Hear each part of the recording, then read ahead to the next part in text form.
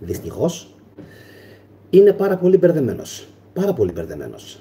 Και σήμερα κάνω αυτή την εκπομπή για να σας βοηθήσω να ξεμπερδέψετε λίγο κάποια πράγματα στο μυαλό σας, και φυσικά η σημερινή εκπομπή, όπως βλέπετε, αφορά την γεωπολιτική και την ιστορική ανάλυση, που σημαίνει πως είναι μια πάρα πολύ σοβαρή εκπομπή και είναι συνέχεια της εκπομπής που έκανα το πρωί, όπου μιλούσα για το ποιοι είναι οι παραδοσιακοί σύμμαχοι και ποιοι είναι οι εχθροί των Ελλήνων. Εκεί λοιπόν αναφέρθηκα σε κάποιες χώρες, μεταξύ των οποίων είναι η Γερμανία, η Ιταλία, η Αυστρία, οι οποίες χώρες έχουν πάντοτε βλέψεις με αρνητικό τρόπο στην Ελλάδα και πάντοτε βλέπουν θετικά την τουρκική οικονομία. Σωστά μέχρι εδώ? Πολύ ωραία. Επίσης είπα ότι υπάρχουν και κάποιες φίλιες δυνάμεις, όπως π.χ. είναι στιγμής τουλάχιστον, δεν ξέρω αν θα αλλάξει κάτι στο μέλλον, το Ισραήλ, όπως είναι οι Ηνωμένες Πολιτείες Αμερικής, όπως είναι παραδοσιακά, θέλω να πιστεύω, η Αγγλία, όπως είναι η Γαλλία, όπως είναι επίσης ο λαός της Αλβανίας. Με τα δεδομένα τα σημερινά. Οι Αλβανοί κάνουν μια πολύ μεγάλη προσπάθεια απαγκίστρωσης από τον παλιό Οθωμανικό ζυγό της Τουρκίας και θέλω να πιστεύω ότι και με τα χρόνια θα το αλλάξουν. Θέλω να πω επίσης ένα καλό μεσημέρι και καλησπέρα σε όλους τους φίλους που έχουν μπει στο live chat και μέχρι στιγμής έχουν συνδεθεί ήδη 32 άτομα. Να είστε όλοι καλά, εύχομαι. Καλό μεσημέρι. Πείτε μου λοιπόν και εσείς τη γνώμη σας, γράψτε μου ό,τι θέλετε, αλλά εγώ σήμερα θα σας βοηθήσω να ξεκαθαρίσουμε λίγο κάποια πράγματα έτσι στο μυαλό μας. Μου γράφει ο Λέανδρος την Ισπανία και φυσικά την Κύπρο ξέχασες, Γιάννη. Θέλω να πιστεύω ότι ειδικά η Κύπρος εξυπακούεται. Όσον αφορά την Ισπανία, είναι παραδοσιακά για τον εαυτό της. Θα τα πούμε όλα αυτά. Λοιπόν, ας ξεκινήσουμε με ένα πάρα πολύ σοβαρό θέμα, παύλα ζήτημα, το οποίο έχει προκύψει και το βλέπω πάρα πολύ σε όλους εσάς. Ωραία. Δεν το λέω προσβλητικά, δεν το λέω για να υπονομεύσω κανενός την νοημοσύνη. Ξέρω ότι είστε πάρα πολύ έξυπνοι άνθρωποι, ξέρω ότι με παρακολουθείτε εδώ και πάρα πολύ καιρό, που σημαίνει ότι έχετε σχηματίσει και δικιά σας γνώμη και φαντάζομαι ότι μέσω της δικιάς μου γνώμης λίγο πολύ έχετε οριμάσει περισσότερο σε αυτά που σκέφτεστε. Όμως υπάρχει ένα πάρα πολύ μεγάλο πρόβλημα. Όπως καταλαβαίνετε. Ποιο πιστεύετε ότι είναι αυτό?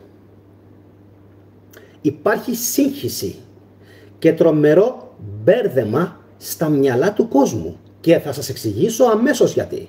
Γιατί ισχυρή Δύση και ισχυρή Ευρώπη, προσέξτε τώρα τι έχουν κάνει, μαντέψτε, οι τραπεζίτες, οι επικυρίαρχοι, έτσι.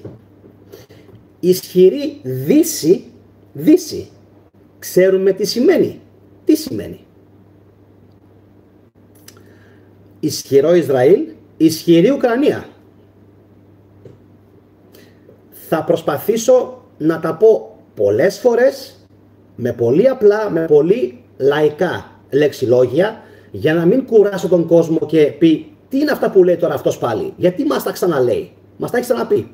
Δεν στα έχω ξαναπεί. Σήμερα θα στα πω αλλιώς για να μπορέσεις να καταλάβεις τι γίνεται τελικά στο μυαλό μας μέσα και τι γίνεται στο μυαλό του κόσμου έξω. Έτσι, γιατί ο κόσμος, επαναλαμβάνω, είναι μπερδεμένος. Πάμε λοιπόν από την αρχή. Θα το πω πάρα πολλές φορές. Μείνετε μαζί μου, αυτά που θα ακούσετε πιστεύω ότι θα σας βοηθήσουν να βάλετε τα πράγματα σε μια ξεκάθαρη σειρά και μέσα σε πλαίσια ιστορικά και γεωπολιτικά. Καλησπέρα και πάλι σε όλους που έχουν συνδεθεί και στον Περικλή, την Λίτσα, τον Αποστόλη και σε όλους τους φίλους του καναλιού. Πάμε λοιπόν να πιάσουμε ξανά το σημαντικότερο, ας το πούμε έτσι αξίωμα της σημερινής εκπομπής. Γιατί ο κόσμος, επαναλαμβάνω, είναι μπερδεμένος και πρέπει άμεσα, γρήγορα, άμεσα να του δώσουμε απαντήσεις. Αυτό κάνουμε. Πάντα. Δίνουμε απαντήσεις γιατί ο κόσμος πραγματικά έχει πρόβλημα. Ο Μπέρες Γκότ μου γράφει καλησπέρα από Νέα Υόρκη, Ουκρανίας. Από πού είσαι τελικά? Χαίρομαι που σε έχω μαζί μας. Λοιπόν, πάμε. Ισχυρή Δύση, ισχυρή Ευρώπη, ισχυρή Αμερική, ισχυρό αν θέλετε ΝΑΤΟ, που είμαστε εμείς, έτσι. Ανήκουμε σε αυτούς όλους, και στη Δύση και στην Ευρώπη και στο ΝΑΤΟ. Τι σημαίνει? Σημαίνει ότι πρέπει να είναι ισχυρό το Ισραήλ, ναι, αλλά και η Ουκρανία. Τι γίνεται εδώ?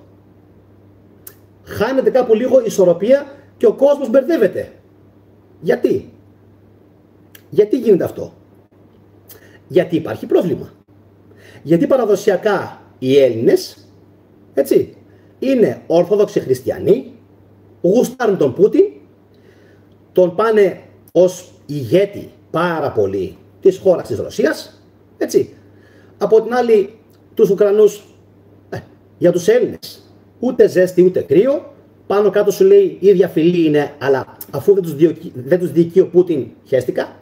Και όσον αφορά τους Παλαιστίνιους, ο Έλληνας θα σου πει πρόκειται για μουσουλμάνους, πρόκειται για Άραβες, εντάξει, καλά σκέφτεσαι. Άρα, εχεστήκαμεν κοινώς, λέει ο μέσος Έλληνας, το τι θα γίνει με τους Παλαιστίνιους, άρα θέλοντας και εμείς, ακόμα και αν δεν χωνεύουμε τον Μπέντζαμιν Νετανιάχου, τι δηλώνουμε όλοι? Θέλουμε ισχυρό Ισραήλ. Άσχετα αν το Ισραήλ είναι άδικο, άσχετα αν το Ισραήλ είναι επικυρίαρχο, άσχετα αν το Ισραήλ κάνει εκτοπίσεις πληθυσμών, άσχετα αν το Ισραήλ σκοτώνει αμάχους. Ναι, αλλά την ίδια πάνω κάτω τακτική την έχουμε δει και στη Ρωσία. Η οποία Ρωσία όμως υπερασπίζεται στεναρά τον δικό της χώρο από το ΝΑΤΟ. Έτσι. Το ξέρουμε όλοι πλέον την γνωστή ιστορία ότι μη με πλησιάσεις μέχρι τα όρια της Ουκρανίας, εγώ θα εισβάλλω. Τα λέω σωστά? Τι πιστεύετε? Επαναλαμβάνω. Για τη Ρωσία ήταν red flag, έτσι. Red flag το να μπει οτιδήποτε νατοϊκό στην Ουκρανία. Σωστά μέχρι εδώ? Σωστά μέχρι εδώ.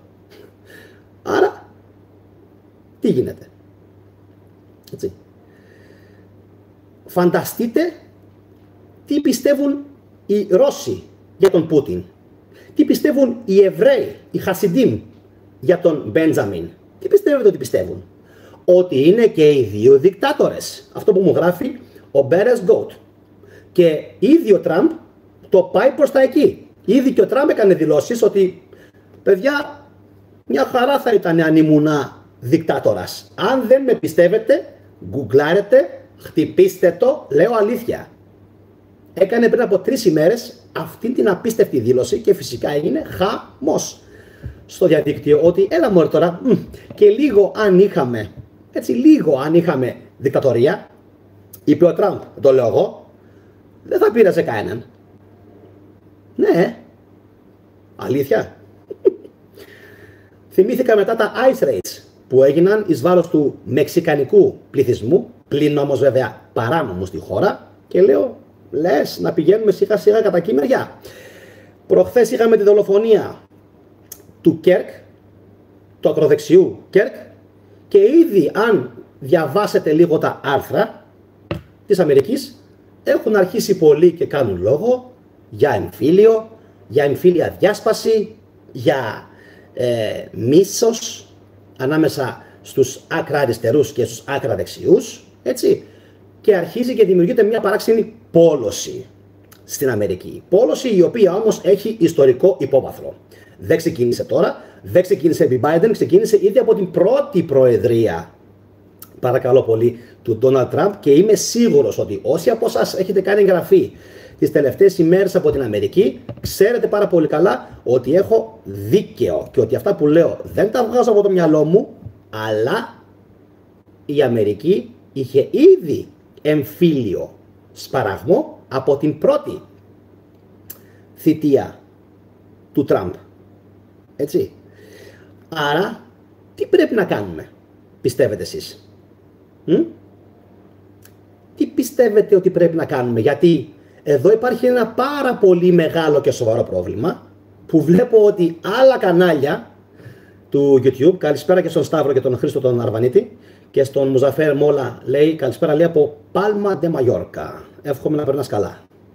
Λοιπόν, όταν υπάρχει το εξής πρόβλημα. Οι Έλληνες Έτσι, ας το πούμε ανοιχτά. Δεν πολύ γουστάρουνε ούτε τους Παλαιστίνιους, αλλά ούτε και τους Ισραηλινούς. Σωστά μέχρι εδώ. Αν τώρα το ζυγίσεις και πεις ποιον γουστάρουν πιο πολύ, ας πούμε, οι Έλληνες, οι αριστεροί θα σου πούνε σίγουρα την Παλαιστίνη, γιατί έχει περάσει πάρα πολύ πόλεμο αυτός ο λαός, άδικο, από την πρώτη ημέρα της επικυριαρχίας του Ισραήλ, και από την άλλη, έτσι, ο λοιπός πληθυσμός της Ελλάδας θα σου πει όχι, εμείς είμαστε χριστιανοί, είμαστε κεντρώοι, θέλουμε ισχυρό Ισραήλ, θέλουμε ο χριστιανισμός και η Δύση να θριαμβεύσει και ούτω καθεξής εις βάρος των μουσουλμάνων, αλλά υπάρχει ένα μεγάλο αλλά. Δεν θέλουμε να υποστηρίξουμε την Ουκρανία κόντρα στη Ρωσία. Γιατί πιστεύουμε ότι οι Ρώσοι ως Ορθόδοξοι έχουν πιο πολλά δίκαια, τους γουστάρουμε πιο πολύ και ρε αδερφέ, δεν γουστάρω ας πούμε τους Κλίτσκο. Ξέρεις, λες και όλος ο λαός της Ουκρανίας είναι οι δύο οι Κλίτσκο. Έτσι. Άρα υπάρχει σύγχυση στα μυαλά του κόσμου της Ελλάδας. Σύγχυση. Από τη μία λοιπόν έχουμε το θέμα του Ισραήλ, που υποτίθεται πρέπει να είναι πανίσχυρο για να σταματάει τον αραβικό, παύλα μουσουλμανικό κόσμο και παράγοντα. Σωστά μέχρι εδώ. Για να μπορούν οι επιχειρηματίες, οι εφοπλιστές, οι πλούσιοι να πηγαίνουν φέρουν τα αγαθά τους, τα καράβια τους, το ένα το άλλο, οι αεροπορικές εταιρείες, διακοπές, σαφάρι στην Αφρική, όλα αυτά.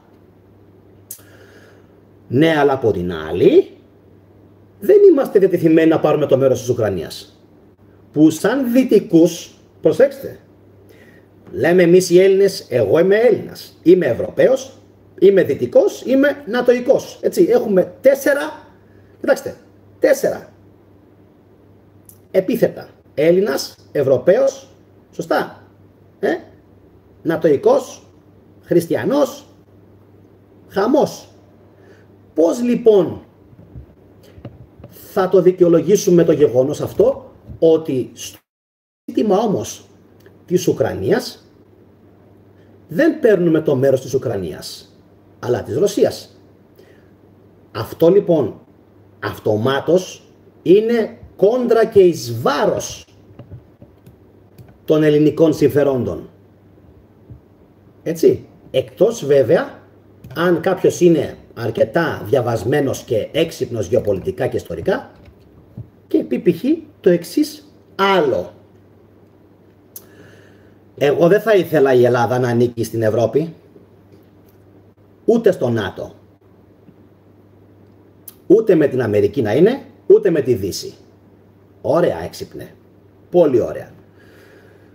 Πες μας που θα ήθελες να ανήκει η Ελλάδα, λέει τώρα ο άλλος.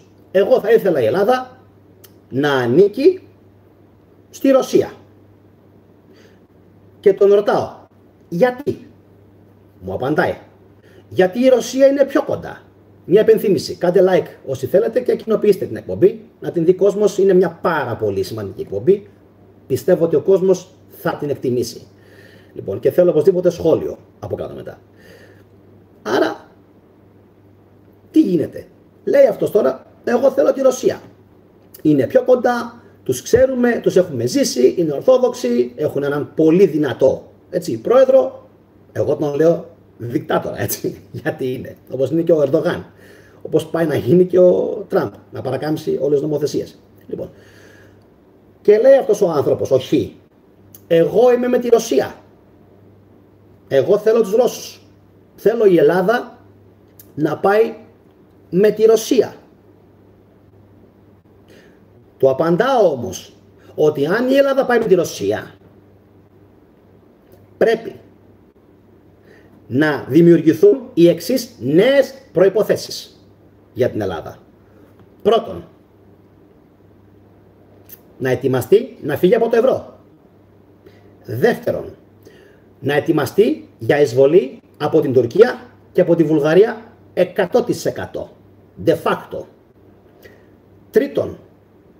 Τρίτον, θα πρέπει να προετοιμαστεί να αγκαλιάσει αυτό που κάνει και η Ρωσία, να αγκαλιάσει τους μουσουλμάνους, τους μουσουλμανικούς πληθυσμούς του πλανήτη και ιδίως τους Λιβανέζους, τους Σύριους, τους Παλαιστίνιους. Γιατί με αυτούς είναι η Ρωσία. Τους Ιρανούς εννοείται, και εν ολίγης να αλλάξει εντελώς την παρουσία της πάνω στην παγκόσμια σκακέρα. Πώς λοιπόν θα γίνει αυτό το πράγμα? Θα σας εξηγήσω πώς θα γίνει, γιατί είμαι σίγουρος ότι πάρα πολλοί κόσμος έχει την ίδια απορία. Πώς θα μπορούσε η Ελλάδα να πάει με τη Ρωσία? Αναγκαστικά δεν θα έπρεπε να χαθεί η Δύση? Φυσικά. Και αυτό αποτελεί για μας πρόβλημα.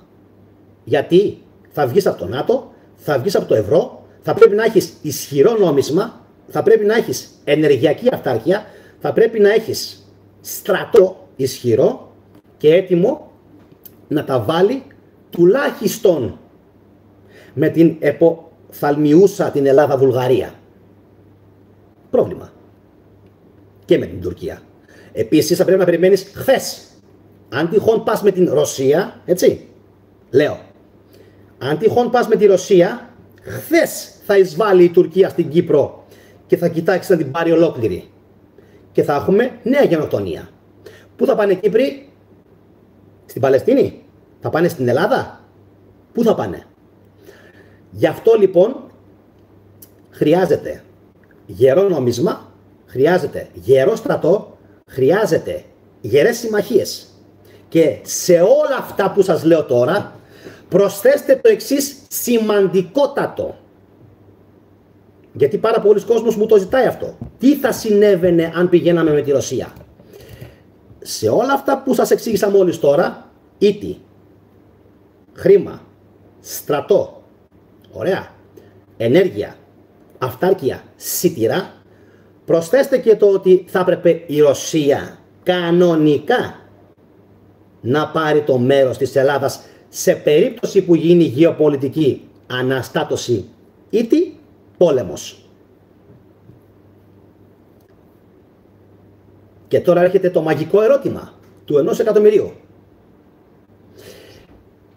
Πώς ξέρουμε αν οι Ρώσοι θα υπερασπίζονταν εδαφικά, στρατιωτικά τα συμφέροντα της Ελλάδας, π.χ. από την Τουρκία ή από τη Βουλγαρία, σε περίπτωση διένεξης και πολέμου? Δεν το ξέρουμε. Δεν το ξέρουμε. Δεν έχουμε καμία απολύτως διαβεβαίωση από την πλευρά της Ρωσίας, η οποία για μένα, έτσι, για μένα, κοίτε μακράν, δεν είναι δίπλα.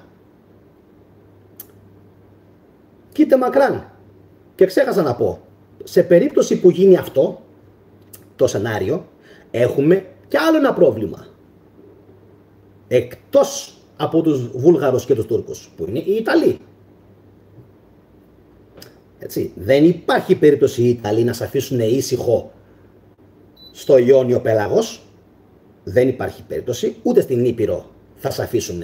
Θα εντρικάρουν τους Αλβανούς, θα το κάνουν μόνοι τους, θα δημιουργήσουν τετελεσμένα. Το μόνο σίγουρο είναι πως δεν μπορείς να πεις ισχύει αυτό και ισχύει αυτό. Εντάξει, γι' αυτό και σας μιλάω εδώ και περίπου 20 λεπτά, για να μπορέσετε να καταλάβετε κάτι που είναι για μένα ήδη τετελεσμένο. Έτσι. Επειδή λοιπόν η Ρωσία κοίτα μακράν, σωστά, δεν έχουμε άλλη επιλογή. Πολεμικά, οικονομικά, πολιτικά, πολιτισμικά, δεν μπορούμε να πάμε ξανά στην Ασία. Δεν μπορούμε να γίνουμε σύμμαχοι μεσογειακοί με τους Τούρκους, με την Αίγυπτο, με το Ιράν, με το Λίβανο, με τη Συρία, με την Ιορδανία. Μέχρι και η Ιορδανία είναι με την Αμερική. Μέχρι και η Ιορδανία είναι προτεκτοράτο της Αμερικής. Τι σου λέει αυτό? Τι σου λέει αυτό? Πρόβλημα. Αυτά όλα είναι προβλήματα. Επίσης, για να πας με την Τουρκία και με τη Ρωσία και το Ιράν, πρέπει να είσαι και προετοιμασμένος πώς? Πολιτισμικά. Έτσι, έχεις συνηθίσει τώρα σε ένα άλλο mode τα προηγούμενα χρόνια. Ryanair, ταξίδια, Σωστά, μέχρι εδώ, Βενετία, αυτά ξέχνα τα μετά. Ξέχνα τα. Δεν θα είναι τόσο εύκολο αν η Ελλάδα αποκοπεί από την μαμά Δύση, η Δύση μετά να την ανέχεται με τον ίδιο τρόπο. Έτσι. Γι' αυτό σας εξηγώ και σας λέω ότι η κατάσταση είναι μπλεγμένη. Η κατάσταση είναι δύσκολη. Από τη μία όλοι θέλουν, όλοι οι Έλληνες, έτσι, να πω όλοι οι Έλληνες, οι 8 στους 10, να πω, έτσι, θέλουν να πάνε οι Έλληνες με τη Ρωσία, έτσι, αλλά στο θέμα της Παλαιστίνης είναι με το Ισραήλ, έτσι, Tromben. Diese Menschen sind Tromben. Δεν γίνεται αυτό. Δεν γίνεται. Γελάω με αυτό που κάνω. Δεν γίνεται. Δεν μπορεί να υποστηρίζεις από τη μία την ρωσική αρκούδα και από την άλλη το σφυροκόπημα του Ισραήλ. Δεν γίνεται. Αυτά τα δύο πάνε κόντρα. Πάνε κόντρα. Και συγγνώμη παιδιά, έτσι. Συγγνώμη που θα το πω, έτσι. Είμαι ο μόνος που το λέει. Σας το έχω ξαναπεί σε άλλες εκπομπές. Δεν υπάρχει στην Ελλάδα ένας άλλος άνθρωπος, ένας YouTuber, ένας άλλος ορακοτάγκος. Ξέρετε ποιον εννοώ. Λοιπόν, που να βγει και να πει τα πράγματα όπως είναι με το όνομά τους. Ή θα υποστηρίζεις λοιπόν ξεκάθαρα, δηλαδή όσο δεν πάει τη νίκη του Ισραήλ που θα κερδίσει και της Ουκρανίας, πρόσεξε, έτσι, γιατί αυτό σε συμφέρει, αυτό έχεις επιλέξει και αυτό είναι Δύση, ΝΑΤΟ, Ευρώπη versus Ανατολή, ή θα μου πεις εγώ δεν μπορώ να ζήσω έτσι, δεν μπορώ να αποδεχτώ με τίποτα αυτούς τους όρους, Γιάννη, ναι, και τι θα ήθελες να κάνεις? Λέει, ξέρω εγώ, ο Σταύρος ή ο Χρήστος, εγώ θα ήθελα να είμαι με τους Άραβες και με τους Ρώσους και με τους Πέρσες, τους Ιρανούς. Και σε ρωτάω, γιατί θεωρώ ότι, και με τους Παλαιστίνιους, γιατί θεωρώ ότι οι Παλαιστίνοι, οι Λιβανέζοι, οι Ιρανοί, οι Άραβες, οι Ρώσοι έχουν δίκιο.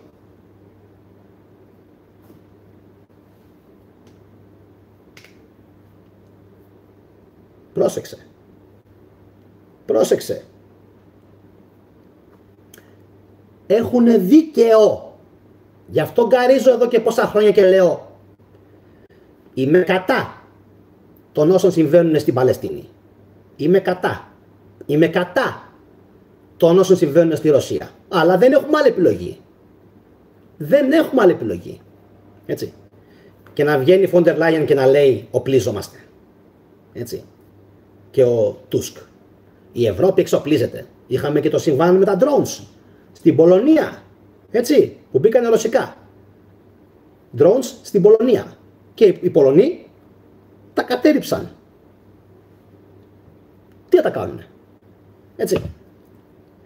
Για φαντάσου λοιπόν, δηλαδή μείνε μαζί μου, κάνε αυτό το υποθετικό σενάριο και πες, θέλω να μείνεις μαζί μου, κάνε κοινοποίηση και κάνε like. Πάμε. Υποθετικό σενάριο το οποίο μπορεί και να συμβεί στο άμεσο μέλλον. Είστε έτοιμοι? Ωραία.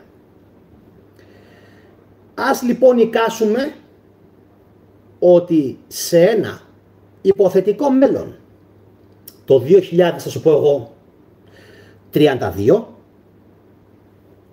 η Ανατολή, η Ασία και η Ρωσία παίρνουν τα πάνω τους και αρχίζει η Συρία και η Παλαιστίνη και το Ιράκ να κερδίζει το Ισραήλ και η Ρωσία να κερδίζει τον πόλεμο με την Ουκρανία, να παίρνει μέχρι και το Κίεβο, να παίρνει τη Μολδαβία και τη Ρουμανία και να επελάβνει η Ρωσία προς ολοταχώς προς την Ευρώπη. Και φυσικά, αργά ή γρήγορα, να πάρει και τη Βουλγαρία και μετά να χτυπήσει και τη δικιά σου την πόρτα η Ρωσία και να σου πει θετικέ καλημέρα. Με ποιον είσαι?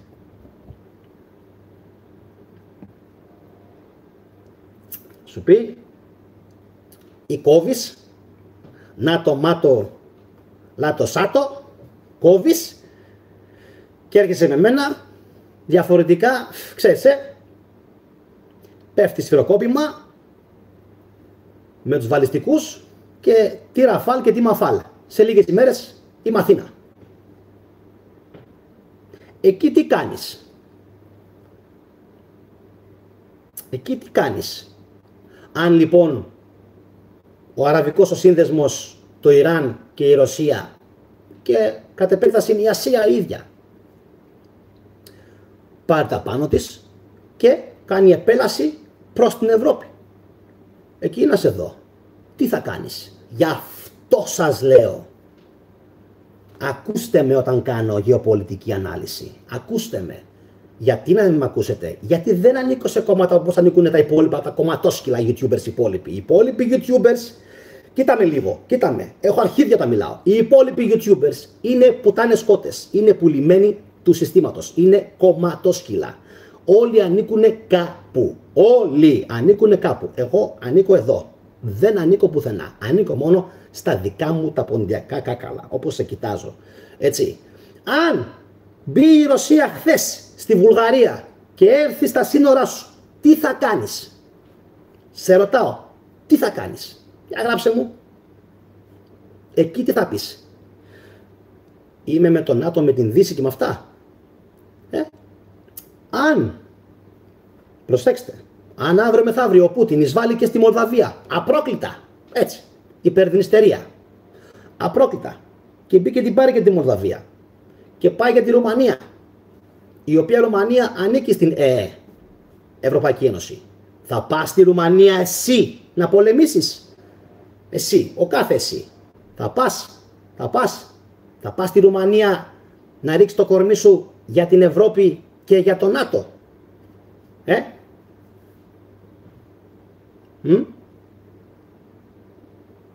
Τι λέτε? Μου γράφει μια φίλη, καλησπέρα, λέει, σε ακούω πολλές φορές πως η Ελλάδα κινδυνεύει από τη Βουλγαρία. Αλήθεια είναι, κινδυνεύει. Είναι δεδομένο, λέει. Ναι, είναι. Εγώ είμαι, λέει, από τη Βουλγαρία και δεν έχω αισθανθεί πως η Ελλάδα κινδυνεύει από το Βορρά. Ψάξε πιο καλά λίγο την ιστορία της Βουλγαρίας, Μιλένα, και θα δεις ότι έχει εισβάλει πάρα πολλές φορές στην Ελλάδα. Απρόκλητα και με τους Γερμανούς. Έτσι. Και στον πρώτο και στον δεύτερο παγκόσμιο πόλεμο έχει εισβάλει η Βουλγαρία στην Ελλάδα. Έτσι. Αν μπορώ καλά να θυμηθώ, λέει ο πόθος τους στη Βουλγαρία είναι το μοναστηράκι. Έτσι. Το έχουν, λέει, σαν λαϊκό άσμα, λαϊκό τραγούδι. Λοιπόν, θα πηγαίνατε στην Ρουμανία ή στη Μολδαβία να πολεμήσετε? Για κανέναν λόγο, λέει Θανάσης. Έτσι. Οι υπόλοιποι τι λέτε? Για να σας δω. Θα πηγαίνατε? Μόνο για την Ελλάδα, λέει Θανάσης. Θα πηγαίνατε να υπερασπιστείτε τα σύνορα της Ευρώπης?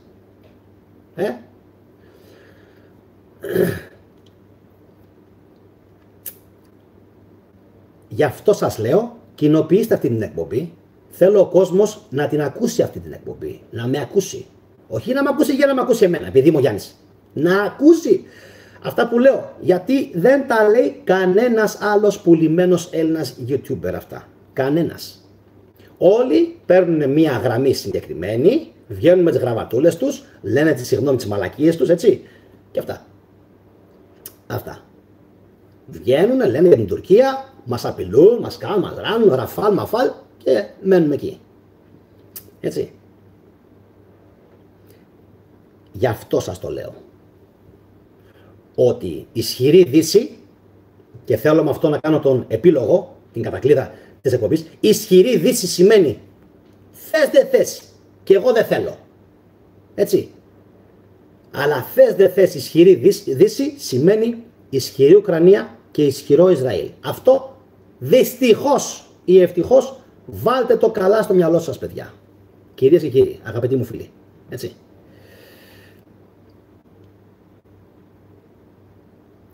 Αυτά που σας λέω είναι de facto. Είναι guarantee. Δεν υπάρχει ούτε μα, ούτε μου, ούτε σουτού, ούτε τίποτα. Είναι αυτό που είναι. Και οι Έλληνες πρέπει να ξέρουν πού ανήκουν. Πού? Γεωγραφικά, στρατηγικά, γεωπολιτικά, οικονομικά, κοινωνικά, πολιτισμικά, με κάθε τρόπο. Δεν σε παίρνει να μην ξέρεις πού ανήκεις. Δυστυχώς. Δεν σε παίρνει. Δεν έχεις άλλη επιλογή. Δεν σου έχουν αφήσει άλλη επιλογή. Έτσι. Και ξέρεις γιατί δεν σου έχουν αφήσει άλλη επιλογή. Να σε καλά, Λίτσα. Ξέρεις γιατί δεν σου έχουν αφήσει άλλη επιλογή. Θα σου το πω και αυτό πριν κλείσω. Γιατί είναι ίσως το σημαντικότερο. Έτσι. Γιατί δεν έχεις επιλογή? Γιατί δεν έχεις την Τουρκία στην κατοχή σου. Γι' αυτό. Αν αυτή τη στιγμή η Ελλάδα ήταν μια χώρα που έφτανε μέχρι την Άγκυρα, έτσι, μέχρι την Άγκυρα, θα σε λογάριαζαν οι Αμερικάνοι, η Τουρκία δεν θα υπήρχε. Η Τουρκία δεν θα υπήρχε, θα ήταν 10-15 εκατομμύρια οι Τούρκοι. Οι Τούρκοι. Πες 20. Όλοι οι υπόλοιποι θα είχαν εξελληνιστεί, μέχρι και οι Κούρδοι του Γκαζιάντεπ, εκεί Νότος, Ατάλια, όλα θα είχαν ελληνοποιηθεί, όλα. Και εσείς σήμερα θα ήσουν, να μην πω 60, 40 με 50 εκατομμύρια. Εντάξει.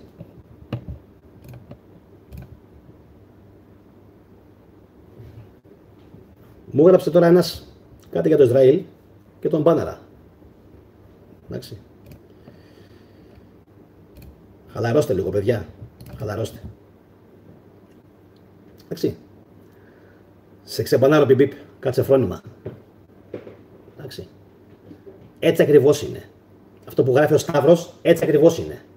Γιατί από την ημέρα που ιδρύθηκε το Ισραήλ, το 47, όλος ο πλανήτης έχει πρόβλημα. Είτε σ' αρέσει μπιπ, είτε δεν σ' αρέσει. Οι Άραβες ήταν απόλυτα ήσυχοι, δεν πείραζαν κανέναν, έτσι.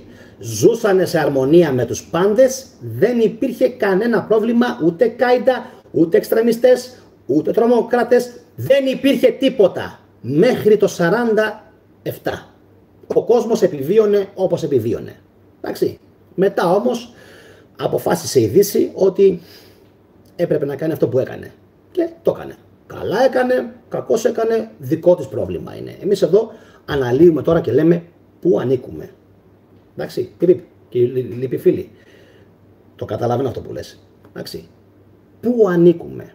Γι' αυτό κάνω μια, αν θέλετε, έκκληση προς τους Έλληνες, έτσι. Να καταλάβετε δυστυχώς κάτι, έτσι. Δυστυχώς. Θέλουμε δεν θέλουμε, είναι δεν είναι άδικο, ανήκουμε στο ΝΑΤΟ, στη Δύση, στο Ισραήλ, στην Αμερική, στη Γερμανία όπως ανήκουμε και στους Ευρωπαίους και στην Ουκρανία. Θέλουμε δεν θέλουμε και στην Ουκρανία. Να το ξέρετε αυτό. Σας το λέω γιατί είστε πάρα πολύ μπερδεμένοι, γράφετε πολλές φορές από τη μία φιλορωσικά σχόλια, από την άλλη φιλοαμερικανικά, από την άλλη φιλονατοϊκά και γίνεται στο μυαλό σας μέσα ένα μπάχαλο. Δεν λέω όλοι, αλλά έχω διαβάσει τόσα και τόσα σχόλια, έτσι. Η Σοφία Σεπεντζίδου μου γράφει, ας ρωτήσουν το δοξάτο της δράμας που τους σκότωσαν όλους. Έτσι. Ποιους εννοεί η Σοφία? Ποιους εννοεί? Οι Βούλγαροι. Έτσι.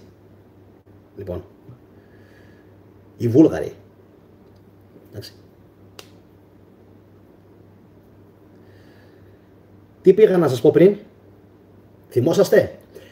Ότι αν η Ελλάδα δεν είχε ιτηθεί το 22, όχι στρατιωτικά, πολιτικά, και είχαμε την υποχώρηση από την Ασία, σήμερα θα είχαμε 40 με 50 εκατομμύρια πληθυσμό και η Τουρκία θα ήταν 10, 15, 20 εκατομμύρια.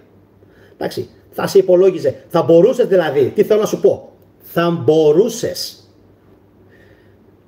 ως τόσο μεγάλη χώρα να σηκώσεις άνετα ανάστημα και στη Βόρεια Μακεδονία και σε όποιον άλλον διεκδικεί εδάφια από σένα, όπως π.χ. είναι η Τουρκία, όπως είναι π.χ. η Βουλγαρία, που πολλές φορές, επαναλαμβάνω, έχει προκαλέσει, έτσι, και θα ήταν όλα με λιγάλα. Και άμα ήθελες, προσέξτε λίγο τώρα, γιατί δεν το αφήσαν να συμβεί αυτό οι Δυτικοί. Άμα ήθελες, πήγαινες και με τη Ρωσία. Σου τη χαλάει η Δύση? Εύκολο. Από πάνω σου ακριβώς, από τον Κάφκασο, κοίτα, πάνω ακριβώς από σένα θα ήταν η Ρωσία. Τι θέλω να πω, πού θα έφταναν τα όρια σου, έτσι, τα Σκόπια, δεν θα σου ακολουθούν τα Σκόπια, πού θα έφταναν τα όρια σου, τα σύνορά σου, θα μπορούσες ανά πάσα στιγμή να διαπραγματεύεσαι και με τη Δύση και με τη Ρωσία και φυσικά την υπόλοιπη Ασία, έτσι, Ινδία, Κίνα, Ιράν, Πακιστάν, Μπαγκλαντές, όλες αυτές οι χώρες που είτε είναι υπερδυνάμεις είτε έχουν πολύ πληθυσμό. Το Μπαγκλαντές κοντεύει τα 250-300 εκατομμύρια, έτσι. Λοιπόν, και εμείς τίποτα. Άστο. Λοιπόν, δεν θέλω να μου γράψετε σχόλιο ποιος έφταιγε για παιδιά. Δεν θέλω να μου γράψετε ποιος έφταιγε για την καταστροφή. Το σβήνω το σχόλιο, Σταύρο. Δεν θέλω. Ποιος έφταξε, ποιος δεν έφταξε, εντάξει, δεν θέλω να μου γράψετε. Ξέρουμε την ιστορία, ξέρουμε τι έγινε, επέλεξαν έτσι κάποιοι. Εντάξει, επέλεξαν έτσι κάποιοι να γίνει. Οι Έλληνες πρέπει να θυμόσαστε ένα πράγμα και μόνο ένα πράγμα. Ωραία. Γιατί βλέπω ότι υπάρχει πάρα πολύ ητοπάθεια. Θυμηθείτε ότι το 22 είχαμε πατήσει το πόδι μας στην Άγκυρα. Εντάξει. Και τότε υπήρχαν ακόμα Έλληνες και γενίτσαροι. Κάντε κοινοποίηση αυτό που θα σας πω τώρα και like. Κάντε κοινοποίηση.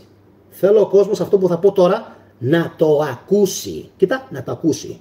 Κοινοποίησε το λοιπόν. Τώρα, την προηγούμενη φορά που φτάσαμε στην Άγκυρα, το 22, τόσο καιρό δεν το λέω, σήμερα θα το πω όμως. Εντάξει. Υπήρχαν ακόμα ελληνικοί πληθυσμοί και γενιτσαρέοι και ελληνικοί πληθυσμοί και πόντιοι και μικρασιάτες.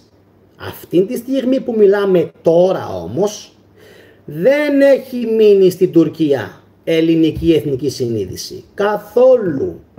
Τίποτα. Έχουν μείνει μόνο κάποια ελάχιστα γλωσσικά απομεινάρια μερικών ρούμτζα. Έτσι. Στον Πόντο. Ξέρετε τι σημαίνει αυτό? Για μένα ξέρω τι σημαίνει. Για μένα που είμαι Πάφραλης, ξέρω τι σημαίνει. Ξέρω. Ότι σε περίπτωση που ξαναγίνει πολεμική σύραξη με την Τουρκία, αυτοί που θα πάνε δεν θα σταματήσουν σε τίποτα. Εντάξει. Το καταλαβαίνετε αυτό που σας λέω τώρα μόλις? Αν στο μακρινό, που μακάρι να μην γίνει ποτέ, έτσι, αλλά αν γίνει στο μακρινό μέλλον πολεμική σύραξη με την Τουρκία, αυτοί που θα πάνε από την Ελλάδα στην Τουρκία δεν θα σταματήσουν σε τίποτα. Το ξαναλέω, σε τίποτα. Γιατί? Πρώτον, επειδή έχουν αποθυμένα. Δεύτερον, επειδή έκαναν οι Τούρκοι πάρα πολλές σφαγές τον Α Παγκόσμιο Πόλεμο και φυσικά στην μικρασιατική καταστροφή, έτσι, που το βαστάνε ακόμα οι Έλληνες αυτό μανιάτικο, εντάξει. Και τρίτον, δεν θα υπάρχουν πλέον αυτοί οι πληθυσμοί εκεί, οι ελληνικοί. Έχουν τελειώσει, έχουν αφελινιστεί. Τους έχουν αφομοιώσει οι Τούρκοι. Όλους. Χθες, παράδειγμα χθεσινό. Ο Σενγκούν, ο μπασκετμπολίστας, έτσι, που είναι γενίτσαρος. Δεν έχει καθόλου σχιστό μάτι τουρκικό. Καθόλου. Το παιδί είναι γενίτσαρος. Καστανόξανθος είναι. Λοιπόν, σίγουρα έχει παππού προπάπο Έλληνα. Σίγουρα. Έτσι. Με την λήξη του αγώνα, ενώ στον αγώνα δεν έκανε τίποτα, ανεβάζει ένα σχόλιο, όχι που θα το άφηνα να πάνει το μαλάκα. Μαλάκα. Αλπερέν. Αρχίδι. Ανεβάζει σχόλιο στο Twitter και του κάνει και ο Τσέντι Όσμαν, ο δικός μας του Παναθηναϊκού like. Και τι λέει. Σας άρεσε ο θαλασσινός αέρας? Και έχει βάλει φωτογραφία τους 12. Προσέξτε πώς προωθούν τον ρατσισμό. Κάποιοι, δεν λέω όλοι. Λοιπόν, και έχει βάλει φωτογραφία αντί για τον Αταμάν, τους 12 μπασκετμπόλιστες της Τουρκίας πώς είναι, και στην καρέκλα να κοουτσάρει και να κάθεται ο Κεμάλ. Εντάξει. Ο Αλπερέν, που μέσα στον αγώνα, ευτυχώς μέσα στον αγώνα, δεν προκάλεσε. Αυτός όμως είναι γνήσιο δείγμα γενίτσαρου που έχει υποστεί φανατική τουρκοποίηση. Εντάξει, καστανόξανθος ελληνικής καταγωγής, φαίνεται. Αλλά εδώ μέσα βράζει με μίσος. Να σου πω όμως κάτι, Αλπερέν. Δεν ξέρεις όμως και εδώ μέσα σε εμάς τι συμβαίνει και δεν θέλεις να μάθεις. Δεν θες να μάθεις.